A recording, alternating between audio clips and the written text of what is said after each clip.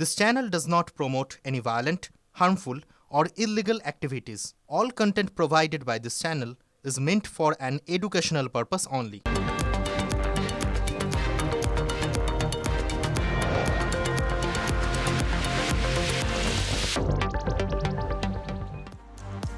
নমস্কার, Bengal breaking a স্বাগত আপনাকে।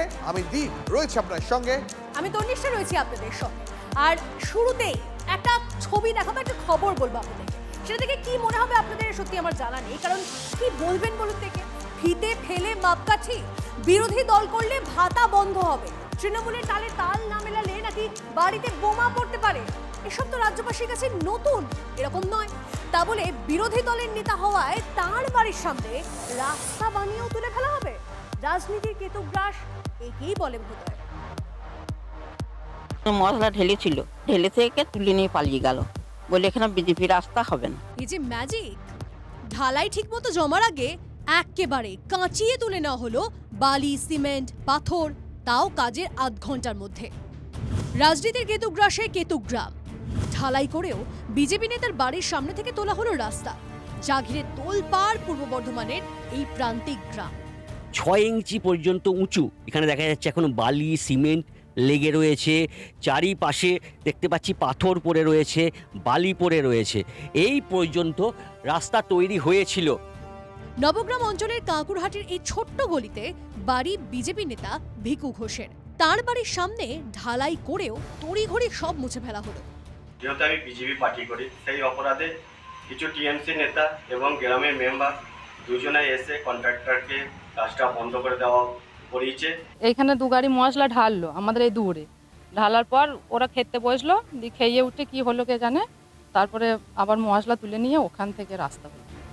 যে গলিতে রাস্তা হয়েও উঠে গেল, সেখানে 10 থেকে 12টি পরিবারের বাস। অনেকেরই প্রশ্ন, বিজেপি নেতাকে জব্দ করতে গিয়ে বিপদে ফেলা হলো আরো অনেককে। রাগে গজগজ করছেন প্রতিবেশীরা। মশলা ঢেলেছিল, রাস্তা হওয়ার কথা, যে রাস্তা করলো না, এখানে থেকে ঢেলে থেকে তুলে নিয়ে পালিয়ে গেল, বলে এখানে বিজেপি রাস্তা হবে না। মাপ করিয়ে রেডি করিয়ে 2 গাড়ি মশলা ফেলেছিল, দিয়ে ওরা তুলে নিয়ে চলে গেল। ওই ভিকু ঘোষ বিজেপি পরে বলি এইটাই কারণ, তাছাড়া আমরা তো অন্য কারণ কিছু বুঝছি না। কেতুগ্রামের 251 নম্বর বুথে ভোটার 1034। গত লোকসভা নির্বাচনে ওই বুথে বিজেপি 35টি ভোটে লিড পায়। বিধানসভা ভোটেও পদ্ম শিবিরের প্রার্থী এগিয়েছিলেন, আর সেই কারণে কিনা রাস্তা হয়েও ভ্যানিশ। আমার টাকার যে হিসাব এসছে সেই হিসাবেই করা হয়েছে। বিজেপির যে একটা কর্মী আছে, সেই কর্মী ফাঁসানোর জন্য এই কাজটা করতে চাইছে। রাস্তা কোনো ব্যক্তিগত নয়, রাস্তা সাধারণ মানুষের জন্য। এখানে ভারতীয় জনতা পার্টি এবং কি তৃণমূল কোনো দেখার প্রয়োজন থাকে না। তৃণমূল কংগ্রেসের কি চরিত্র দেখুন, রাজনৈতিক প্রতিহিংসা। বছর কয়েক আগে বারাসতের কদম্বগাছিতে বিজেপিকে ভোট দেওয়ায় রাস্তার ইট তোলার অভিযোগ ওঠে তৃণমূলের বিরুদ্ধে। এবার কেতুগ্রাম। অনেকে বলছেন তৃণমূলের জমানায় রাজনীতির প্রতিহিংসার রোগ বড়ই ছোঁয়াছে। কেতুগ্রাম থেকে কৌশিক দত্তের রিপোর্ট, TV9 বাংলা।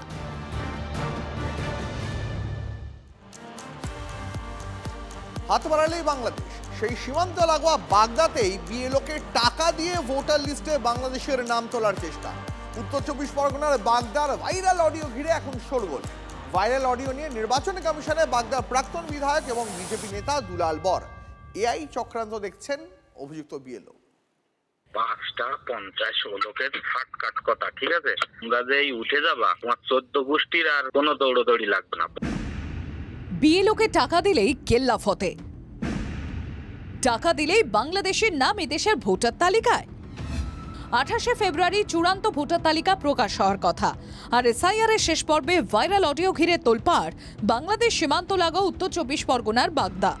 লাস্ট কত করা যাবে দাদা একটু? 5টা 50 লোকের হাট কাট কথা, ঠিক আছে? তোমরা যে উঠে যাবা, তোমার 14 গোষ্ঠীর আর কোনো দৌড়দৌড়ি লাগবে না, প্রথম কথা। দ্বিতীয় কথা, যদি এই নিয়ে তোমার দৌড়দৌড়ি করতে হয়, তা সে দৌড়দৌড়ির মা বাপ থাকবে না। তোমরা অবজেকশনে পড়ে গিয়েছো, এটা বুঝতে হবে। আমি ওই ফর্ম মুছাবো, ওদের দিয়েই মুছাবো। আর এই ভাইরাল অডিওকে হাতিয়ার করে নির্বাচন কমিশনে অভিযোগ দায়ের করলেন বাগদার প্রাক্তন বিধায়ক তথা বিজেপি নেতা দুলাল বর। দুলালের অভিযোগ, বয়রা গ্রাম পঞ্চায়েতের 120 নম্বর বুথের বিএলও চন্দ্রকান্ত মণ্ডল টাকা নিয়ে বাংলাদেশি পরিবারের নাম তালিকায় ঢুকিয়েছেন। অভিযুক্ত বিএলও প্রতি ভোটার পিছু নাকি 10,000 টাকা নিয়েছেন বলে অভিযোগ। জনৈক ইসমাইল মন্ডল তার সঙ্গে চুক্তিবদ্ধ হয়েছিলেন যে 5টা ভোট করে দেবেন, বিনিময়ে তিনি 50,000 টাকা নেবেন। অডিও কথোপকথনও আমাদের কাছে আসে। এই ধরনের কার্যকলাপে জড়িত থাকে বিএলও, তাহলে তার বিরুদ্ধে আইনগত ব্যবস্থা নেওয়া হোক। যদিও বিজেপি নেতার অভিযোগকে ভিত্তিহীন বলে উড়িয়ে দিয়েছেন অভিযুক্ত বিএলও। ওনাদের কাজ তো ওটাই, ওনারা অভিযোগ বিভিন্ন রকম করতে পারেন, কিন্তু এরকম ধরনের কোনো বিষয় হয়নি, বা কোথায় উনি কি অডিও পেয়েছেন আমি জানিও না। আজ এআই এর যুগে অনেক কিছু হতে পারে, ওটা ভিত্তিহীন একটা অভিযোগ। ভাইরাল অডিওয়ে যে দুজনের কণ্ঠ শোনা যাচ্ছে তারা কারা? না, আমার সাথে অডিও কোনো ফোনে ভিডিও মানে বিএলওর সাথে কোনো কথা হয়নি। দুলালবার বিজেপির লিডার, বিজেপিরা তো বহু রকম অভিযোগ করছে, যে কোনো কায়দায় তারা ক্ষমতায় আসতে চাচ্ছে। কেন্দ্র সরকার থেকে অবজারভার থেকে শুরু করে মাইক্রো অবজারভার এসব বিভিন্ন এনে চাপ সৃষ্টি করে, সরকারি অফিসারদের চাপ সৃষ্টি করে ভোট কাটার চেষ্টা করছে। বাগদার ভিডিও অবশ্য দাবি তিনি এখনো কোনো অভিযোগই পাননি। না, এরকম কোনো অভিযোগ আমার কাছে আসেনি এখনো। অভিযোগ যদি আপনারা বলছেন, অভিযোগ আসলে খতিয়ে দেখা হবে। বিএলও যারা আপনার বা আমার নাম তালিকায় রাখা বা বাদ দেওয়ার মালিক, সেই বুথ লেভেল অফিসারদের বিরুদ্ধেই উঠছে ঘুষ নিয়ে বাংলাদেশের নাম তোলার মারাত্মক অভিযোগ। আর এতেই প্রশ্ন উঠছে, কমিশন যে স্বচ্ছ তালিকা তৈরির দাবি করছে, তাতে কি বিএলওদের একাংশের জন্য অনুপ্রবেশকারী ঢুকে পড়বে? দীপঙ্কর দাসের রিপোর্ট, TV9 বাংলা। ভোট আসে ভোট যায়, তবু ঠাঁই নেই আবাস তালিকায়। অজানা কারণে কেউই পায়নি ঘর। অপ্রাপ্তির যন্ত্রণার চোখে জল গোটা গ্রামে। কার্যত ভেঙে পড়া কুড়ে ঘরে বাস জঙ্গলমহলের হতদরিদ্র জনজাতি সর্দারদের। এরকম অবস্থা, এরকম ঘর যদি পড়ে যায়, আমরা দেখার নিয়ে মরে যাবো তো। বাঁকুড়া রাউতরা গ্রাম পঞ্চায়েতের রায়গড় গ্রাম। গ্রামের আস্ত একটা পাড়া জুড়ে আদিম জনজাতি সিং সর্দারদের বসবাস। কেউ বেড়ার দেওয়ালে ছেঁড়া ত্রিপল টাঙিয়ে বসবাস করছে, কেউ বা প্রতি মুহূর্তে বাড়ি চাপা পড়ার আশঙ্কায় দিন কাটাচ্ছেন। অভিযোগ, আবাসে নাম লেখালেও একজনের নামও ঠাঁই পায়নি সেই প্রকল্পের তালিকায়। হতদরিদ্র পরিবারগুলোর শুধুই বুক ফাটা দীর্ঘশ্বাস। বাঁকুড়ার রানীবাঁধ ব্লকের এই রায়গড় গ্রামের অধিকাংশ মানুষের মাটির বাড়ির এমনই অবস্থা যে তারা সন্তান সন্ততি পরিবার পরিজন নিয়ে কিভাবে বর্ষা শীত কাটান তা তারাই জানেন। বাড়ির একেবারে যে চালা, সেই চালার যে খড়, সেই খড় পচে গিয়ে নষ্ট হয়ে গিয়েছে। তার উপরে কোনো রকমে ছেঁড়া ত্রিপল দিয়ে কোনো রকমে মাথা গোঁজার ঠাঁই তৈরি করেন। আর নাম লেখাও এসেছে, সেটাও নামও লেখা এসেছে। হ্যাঁ, সব কেটে দিয়েছে, কেটে অন্য লোককে দিয়ে দিচ্ছে। যে যারা টাকা পয়সা আছে, জমিদার লোক, চাকরি বাকরি আছে, বাড়ি আছে, তারাই বাড়ি পাচ্ছে। যাদের প্রাপ্য তারা এখানে বাড়ি পায়নি, কোনো সরকারি কোনো সুযোগ সুবিধাই তারা পায়নি। আবাস প্রকল্প নিয়ে দীর্ঘদিন ধরে চলতে থাকা কেন্দ্র রাজ্য বিতর্কে একে অপরের ঘাড়ে দোষ চাপিয়ে দায় এড়াচ্ছে শাসক বিরোধী উভয় দলই। যাদের জমি জায়গা রয়েছে, যাদের চাকরি বাকরি রয়েছে, তারা স্থান পেয়েছেন আবাস তালিকায়। যাদের নিজস্ব মাথা গোঁজার ঠাঁইটুকুও নেই, তারা নাকি আবাস তালিকায় জায়গা পাননি। যারা দিনের পর দিন তৃণমূলের ঝান্ডা নিয়ে মিটিং মিছিলে যাচ্ছে এবং যাদের বাড়ির পর বাড়ি হচ্ছে, অথচ খেটে খাওয়া গরিব মানুষকে সমস্ত এই ইয়া থেকে মানে ঘর বাড়ি থেকে তাদেরকে বঞ্চিত করা হচ্ছে। বিজেপি সরকার তো প্রথম আমার 100 দিনের কাজের টাকা বাংলার বন্ধ করেছে, বাংলার বাড়ির টাকা তারা বন্ধ করেছে, তারা গ্রামীণ সড়ক যোজনার টাকা বন্ধ করেছে। যার ঘর বাড়ি আছে, একতলা বাড়ি দোতলা বাড়ি, তাদেরকেই ঘর দিয়েছে। আর যার মাথার উপরে কোনো ছাদ নেই বা ছাদ থাকলেও ছাদ ফুটো হয়ে বর্ষার জল পড়ে, তারা কিন্তু ঘর পায়নি। কান্নার ছবিটাই তুলে ধরছে তা সাধারণ মানুষ থেকে শুরু করে একেবারে যারা প্রশাসনিক আধিকারিকরা রয়েছেন তারাই বলতে পারবেন। বাঁকুড়া রায়গড় থেকে ক্যামেরায় বোধন কর্মকারের সঙ্গে হীরক মুখার্জি, TV9 বাংলা। আর কত রক্ত ঝরলে হুঁশ ফিরবে বলুন তো প্রশাসনের? এই ভোটের বঙ্গে কোথাও বেপরোয়া গাড়ির দৌরাত্ম্য, আবার কোথাও বেআইনি মাটির গাড়ি পিষে মারছে পথ চলতি সাধারণ মানুষকে। আর সব দেখেও পুলিশ চুপ, নাকি তোলা দিলেই সব মাফ?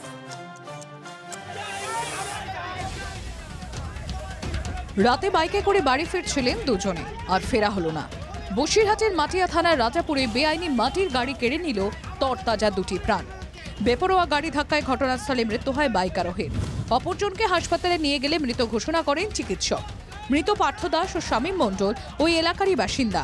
ঘটনার প্রতিবাদে শনিবার সকালে আগুন জ্বালিয়ে রাস্তা অবরোধ করে এলাকাবাসী। স্থানীয়দের অভিযোগ, পুলিশের মদতেই চলছে বেআইনি মাটির কারবার। কালকে দুর্ঘটনা পরে স্পট ডেড হওয়ার পরে 8 ঘন্টা পরিষ্কার হলো, আর 1.5 মাসে এখনো পর্যন্ত কোনোদিন পরিষ্কার হলো না, যে গাড়ি 8 ঘন্টায় পরিষ্কারটা হয় কি করে? পুলিশের উপর যাবতীয় ক্ষোভ উগরে অবিলম্বে দোষীদের গ্রেফতারের দাবি তুলেছেন নিহত যুবকের বাবা। এই গাড়ি চলে পুলিশের টাকা নিয়ে, পুলিশরা চালায়। যে পাম্প মালিক সুমিত দত্ত, উনি হচ্ছে মেন মালিক। এই গাড়িগুলো বহুদিন ধরে চলছে, বহুদিন ধরে। পুলিশের মদতে বেআইনি মাটির গাড়ির রমরমা, অভিযোগ বিজেপি। এই দুজন নিরীহ মানুষের মৃত্যুর দায় এই আইসি এবং তৃণমূল কংগ্রেস নেতারা এড়িয়ে যেতে পারেন না। বিজেপির অভিযোগ উড়িয়েও প্রশাসনকে আরো সক্রিয় হওয়ার বার্তা জেলা তৃণমূল নেতৃত্বের। এই ঘটনার সঙ্গে যুক্ত ব্যক্তিরা যেন উপযুক্ত শাস্তি পায়। ইভেন প্রশাসনকে বলবো আরো বেশি সক্রিয় হওয়ার জন্য, ভবিষ্যতে যেন এই ধরনের ঘটনা কোনো রকম এলাকায় না ঘটে। নজর এড়িয়ে কেন পুলিশকে নজরানা দিয়ে এই বেআইনি মাটির গাড়ির কারবারিরা দিনের পর দিন ছাড় পাবে আর ভুগতে হবে পথ চলতি সাধারণ মানুষকে?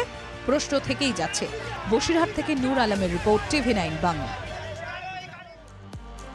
সমাজ মাধ্যমে ভুল তথ্য বা বিভ্রান্তিকর পোস্ট এড়াতে পুলিশ কর্মী ও অফিসারদের জন্য একগুচ্ছ নির্দেশিকা জারি করেছে লালবাজার। কিন্তু বাঁকুড়ার সিমলাপালে এক ভিলেজ পুলিশ সরাসরি রাজনীতিতেই যোগ দিয়ে দিলেন। যিনি ভিলেজ পুলিশ, তিনি আবার তৃণমূলের ব্লক সাধারণ সম্পাদক। ভিলেজ পুলিশ আবার তৃণমূলের ব্লক সাধারণ সম্পাদক। মধুসূদন কর্মকারের পদপ্রাপ্তি ঘিরে তোলপাড় বাঁকুড়ার সিমলাপাল। বিক্রমপুরে ভিলেজ পুলিশ হিসেবে 2012 সাল থেকে কর্মরত রয়েছেন মধুসূদন কর্মকার, কিন্তু সদ্য সিমলাপালে তৃণমূলে ব্লক সাধারণ সম্পাদকের দায়িত্ব পেয়েছেন তিনি। সিমলাপালে তৃণমূল কংগ্রেসের মিটিং মিছিলে সামনের সারিতে দেখা যায় ভিলেজ পুলিশকে। সিমলাপাল ব্লক তৃণমূলের যে কমিটি ঘোষণা করা হয়েছে, সেখানে একজন ভিলেজ পুলিশ সাধারণ সম্পাদকের মতন একটা দায়িত্ব পেয়ে। তৃণমূল মানেই পুলিশ আর পুলিশ মানেই তৃণমূল। এবার মাননীয় যেভাবে সরকারি সভাকে রাজনৈতিক সভায় রূপান্তরিত করেন, সেই রকম ঘটনা একদম নিচু স্তর পর্যন্ত চলছে। থানা থেকে ব্লক থেকে সব জায়গায় এরকমই চলছে। 11 সালে আসার পর থেকে যাহা সিভিক পুলিশ, যাহা ভিলেজ পুলিশ, তাহাই সব তৃণমূলের। তৃণমূল নিজেদের স্বার্থে এগুলোকে কখনো পুলিশের রোলে পাঠ করাচ্ছে, কখনো নিজেদের পার্টির রোল দিচ্ছে। এত বিতর্কের মধ্যে তৃণমূলের ব্লক সভাপতি অবশ্য যুক্তি তৈরি রেখেছেন। বিভিন্ন পেশার সাথে যুক্ত মানুষজন আজকে কিন্তু মমতা বন্দ্যোপাধ্যায়ের যে আদর্শে আদর্শিত হয়ে এবং তার যে উন্নয়নমূলক যে কাজ, সেই কাজে উদ্বুদ্ধ হয়ে কিন্তু অনেকে এগিয়ে তৃণমূল কংগ্রেসে দলটা করছে। যদি ভিলেজ পুলিশে থাকাকালীন কোনো ব্যক্তি বা কোনো প্রশাসনিক কোনো লোক যদি কোনো কাজ করতে চান, সেখানে তো কোনো সমস্যা হওয়ার কোনো কথা নেই। কিন্তু তৃণমূল বিধায়ক আবার অন্য কথা বলছেন। ওনার নাম আছে কি না আছে সেটা তো আমি বলতে পারবো না। যদি আছে তাহলে নিশ্চয়ই ব্লক প্রেসিডেন্টকে বলবো সেটা ঠিক করার জন্য। ভিলেজ পুলিশ হোক বা সিভিক ভলেন্টিয়ার, তাদের একাংশের বিরুদ্ধে রাজনৈতিক যোগের অভিযোগ নতুন নয়। বিধানসভা ভোটের আগে বাঁকুড়াতেও সেই একই অভিযোগ। এ নিয়ে অবশ্য ওই ভিলেজ পুলিশের কোনো প্রতিক্রিয়া পাওয়া যায়নি। হীরক মুখোপাধ্যায়ের রিপোর্ট, TV9 বাংলা। আর কত রঙ্গ দেখবে এই ভোটবঙ্গ? নামেই বড় ভয়। অভিযোগ শাসকের শাসানি, তোলা আদায়ের জুলুমবাজি চলছেই। রেহাই নেই ব্যবসায়ীদেরও। নির্ঝঞ্ঝাটভাবে ব্যবসা করে খাবেন, তার জো আছে কি? মাথার ওপরে তোলার টাকা দেওয়ার খাঁড়া। টাকা দেননি, ফলও ভুগছেন সোনারপুরের ব্যবসায়ী। দেখুন।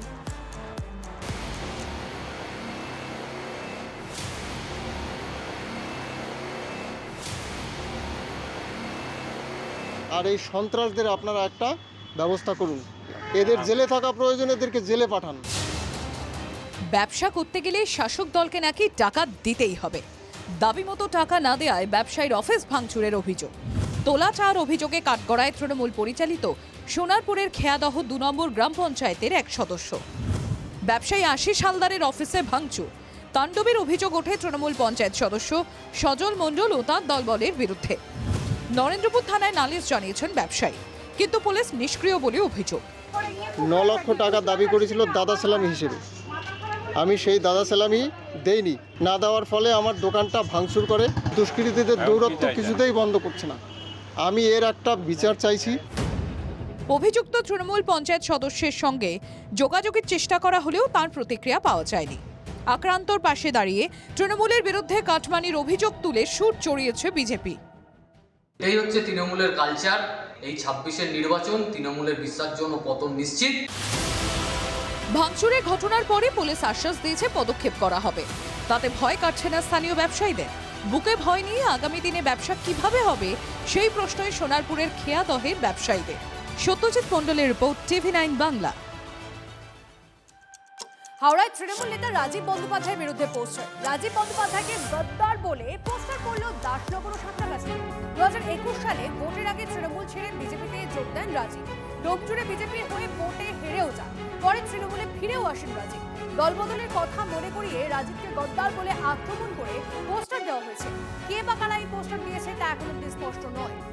যুদ্ধের আগে কোন সেনা দল বদলালো, কোনো সেনা দল বদলালে তাকে গদ্দার বলা হয়, ইঙ্গিতপূর্ণ মন্তব্য মন্ত্রী অরূপ রায়। বিরোধীদের দিকে আঙুল তুলেছেন রাজীব বন্দ্যোপাধ্যায়। একদম উদ্দেশ্য প্রণোদিতভাবে ঠিক মাঝরাতে কেউ পার্টিকুলারলি এই ব্যানারটা লাগাচ্ছে, লাগিয়ে একটা ভিডিও করে ছবি তুলে সেইটা সঙ্গে সঙ্গে ছেড়ে দেওয়া হচ্ছে এবং এই ব্যানারটা কেউ জনসমক্ষে দেখতে পায়নি, আপনারাও দেখতে পাবেন না। এত বছর পরে হঠাৎ করে ঠিক ইলেকশনের আগে রাজনৈতিক উদ্দেশ্য প্রণোদিত হয়ে কর্মীদের নাম করে যারা লাগাচ্ছে, আমার মনে হয় যে কর্মীরা খুব ভালো করে রাজীব বন্দ্যোপাধ্যায়কে চেনে, তদন্ত করে দেখা যাক কারা করেছে। এটা বিরোধীদেরও চক্রান্ত হতে পারে। যদি কেউ দল ছেড়ে, দলের নির্বাচনের সময় আমার যুদ্ধের সময় দল ছেড়ে চলে যায় অন্য দলের বিপক্ষ দলে, তাহলে তাকে গাদ্দারি আখ্যা দেওয়া হয়। এই ধরনের কাজ যারা করেছে তাদের বিরুদ্ধে অভিযোগ থাকতেই পারে মানুষের।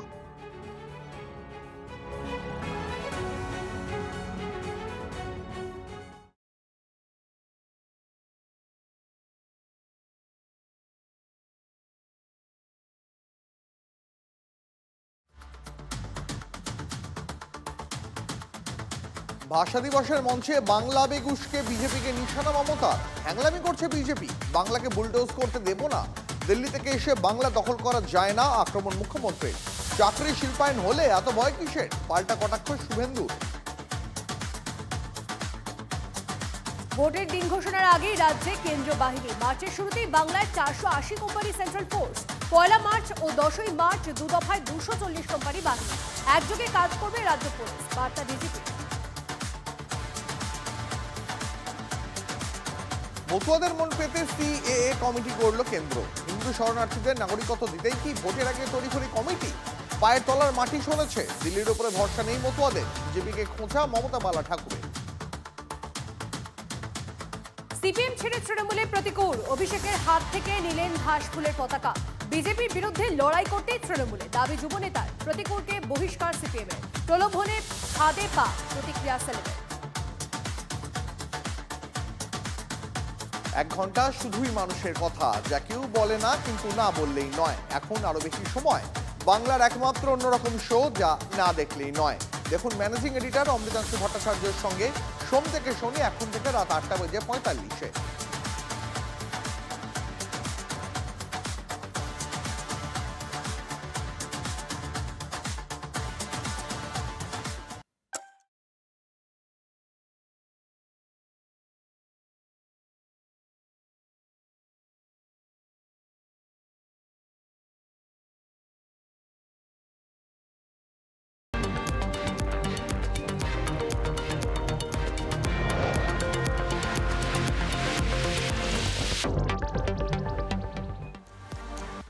বিজেপি সাংসদ অনন্ত মহারাজকে বঙ্গবিভূষণ সম্মান রাজ্যে। মুখ্যমন্ত্রীর সঙ্গে এক মঞ্চে বিজেপি সাংসদ অনন্ত মহারাজ। ভোটের আগে রাজ্য রাজনীতিতে নয়া জল্পনা। বারবার বেসুরো অনন্ত মহারাজকে নিয়ে ক্ষোভ বিজেপির কাছে। একাধিকবার দলের অস্বস্তিতে হেলে মন্তব্য করেছেন বিজেপির রাজ্যসভার সাংসদ। দুদিন আগেই ফুল বদলেছেন কার্শিয়াঙের বিজেপি বিধায়ক বিষ্ণুপ্রসাদ শর্মা। এরপরই মুখ্যমন্ত্রীর সঙ্গে বঙ্গ সম্মান প্রদানের মঞ্চে দেখা গেল অনন্ত মহারাজ। আমি যা বলেছি পুরা ভারতবাসী বুঝেছে, সারা সভ্য সমাজ বুঝেছে, আপনারা বুঝেছেন। আর एस्पिरेशन की করব कुछ नहीं किया, आप लोग कुछ नहीं किया।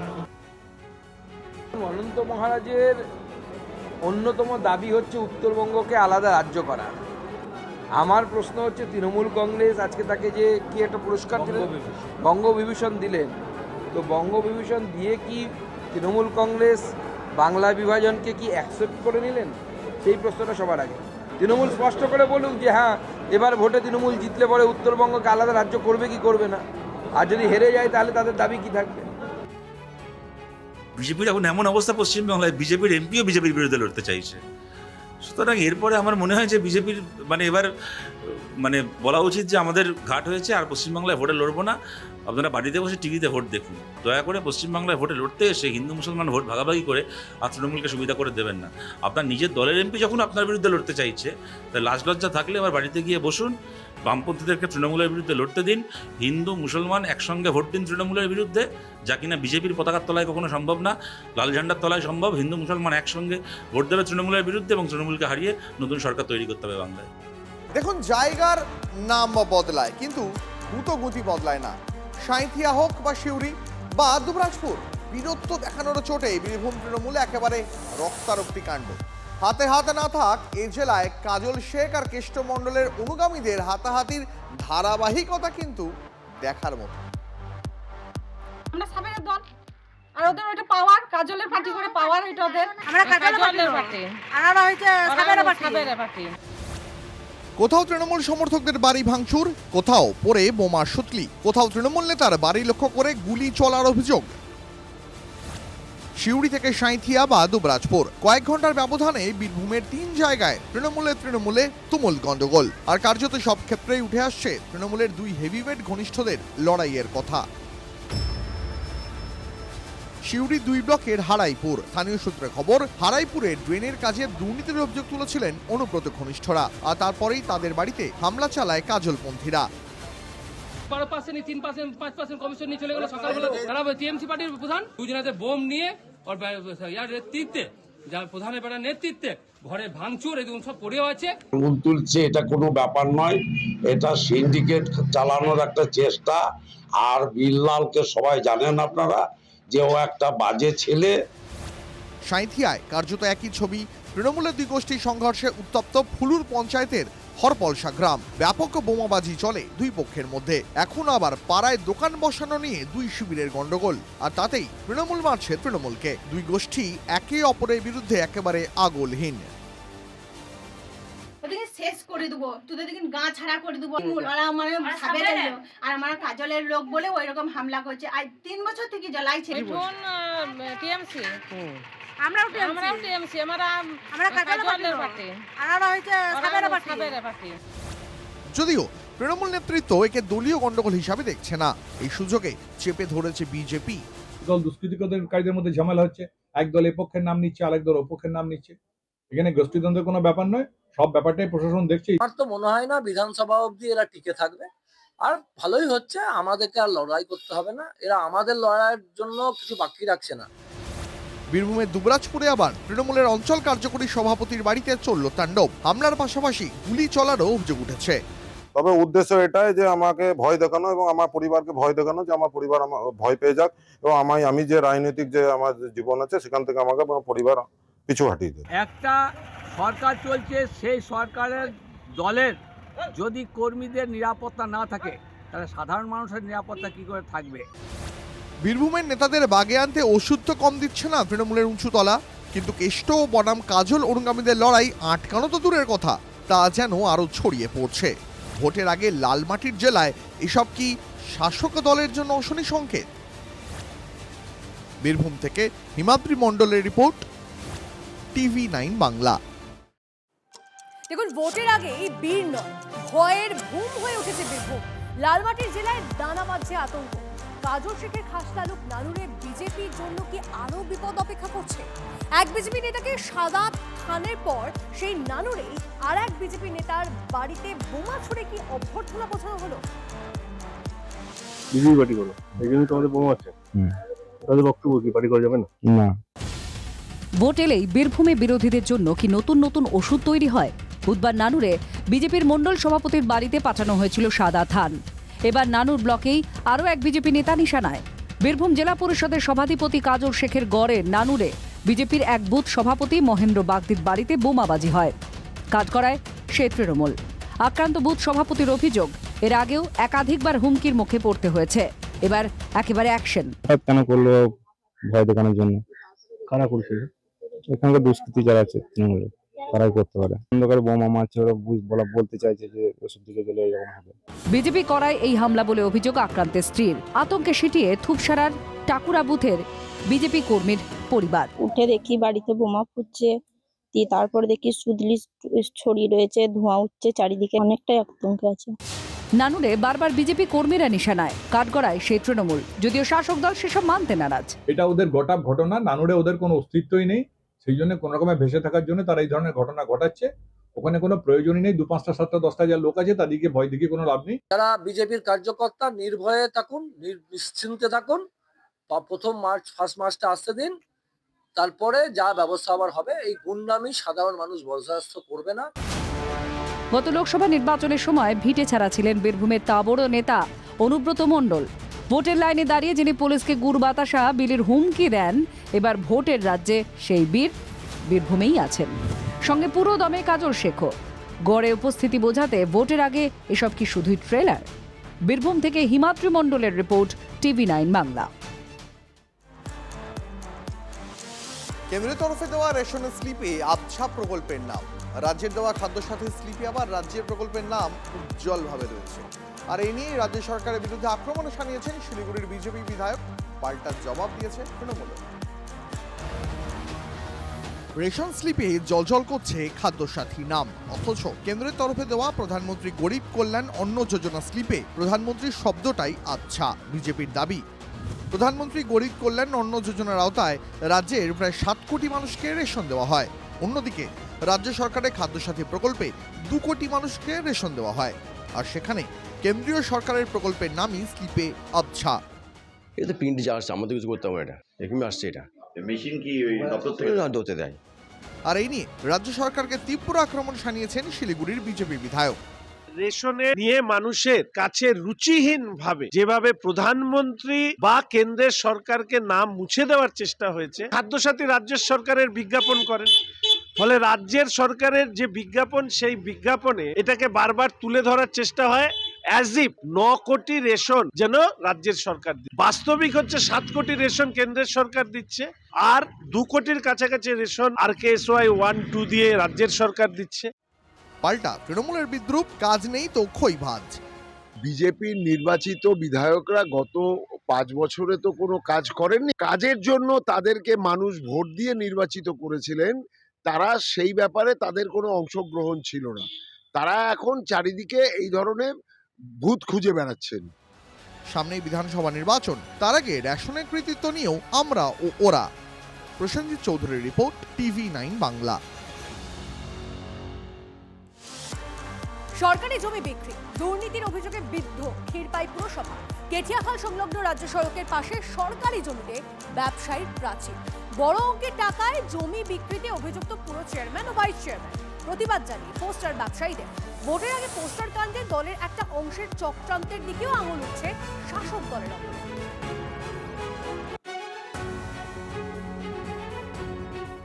প্রশাসনের চোখের সামনে আমাদের ওই যে পোস্টার দেখতে পাচ্ছি, যেটা আপনার কেঠিয়া ব্রিজের সামনে একদম পুরনো রাস্তাকে একটা বড় লম্বা জায়গা, একদম পার্মানেন্ট স্থায়ী একটা জায়গা ঘিরে নিচ্ছে। তাহলে প্রশাসন থাকা অবস্থায়, প্রশাসন চেয়ারে বসে থাকা অবস্থায় এই এত লম্বা জায়গা দখল করাচ্ছে কার মদতে? নিশ্চয় লক্ষ লক্ষ টাকার বিনিময় করছে। প্রশাসন চুপ কেন? এটার সংলগ্ন যে PWD যে রোড গভর্নমেন্টের, সে রাস্তা নাকি জবরদখল করে ওখানে পার্মানেন্ট স্ট্রাকচার হচ্ছে কোনো ব্যবসায়ী করছে। তাই এটা নতুন কিছু নয়, এটা তৃণমূল দল সরকার, তৃণমূল দল চালাচ্ছে। পৌরসভা ক্ষীরপাই পৌরসভা তৃণমূলের, তো স্বাভাবিকভাবে এটা নতুন কিছু নয়। এরকম অনেক পাবেন ক্ষীরপাইয়ের বুকে, যা পৌরসভা দ্বারা মানে পরিচালিত ক্ষীরপাই পৌরসভায় তাদেরই মদতে অনেকেই এখানে পৌরসভায় তার PWDর জায়গা দখল করে ব্যবসা করছে, অন্যান্য অনেক কিছু করছেন। আমি আপনার মুখ থেকেই শুনলাম, কিন্তু এখন পর্যন্ত পৌরসভাকে অভিযোগ করেনি, এবং আমাদের পৌরসভা আইন অনুযায়ী এই ব্যবস্থা গ্রহণ করবে, এবং যদি PWD সহ সমস্ত সরকারি যে পদক্ষেপগুলি আমার পৌরসভা নেবে, এবং এই চূড়ান্ত পর্যায়ে আমরা এর পদক্ষেপ নেব।